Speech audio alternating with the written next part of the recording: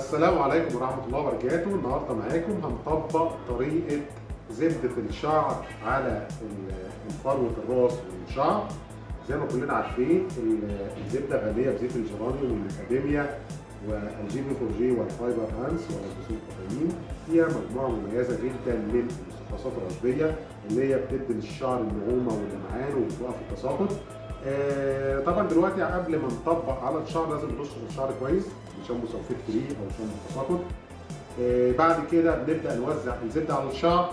بس اهم حاجه عندنا ازاي نوزع الزبده. الزبده طبعا بتبقى ناشفه، فحلها ايه؟ ان احنا هنطبق على الزبده استشوار سخن استفك، وبعد كده بنوزعها على الشعر. فزي ما انتم شايفين دلوقتي كده الزبده ده استشوار كده سخن. بصوا كده شكل الزبده هيبقى عامل ازاي. بصوا كده الاول قبل ما اطبق.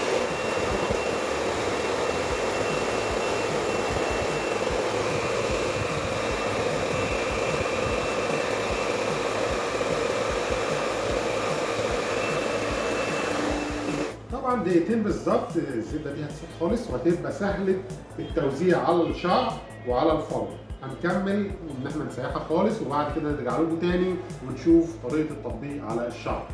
ورجعنا لكم مره ثانيه دلوقتي بعد ما سيحنا الزبده زي ما انتم شايفين كده بقت سلسه جدا. هنبدا نوزعها على الفروه وعلى الشعر زي ما انتم شايفين. اهم حاجه توصل للفروه. توزيعها دلوقتي بقى سلس جدا على الشعر.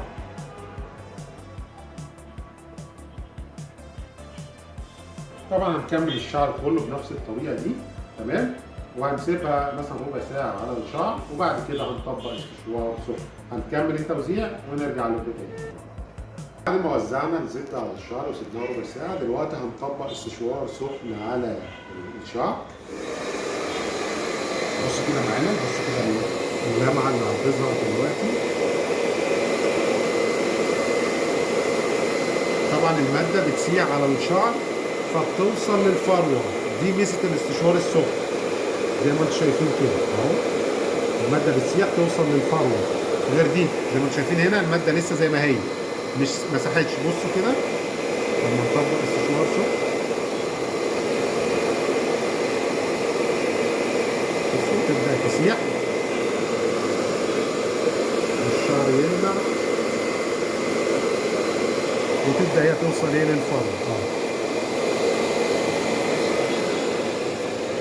هنطبق الاستشوار السخن على الشعر كله ونوريكم شكل الشعر في الاخر.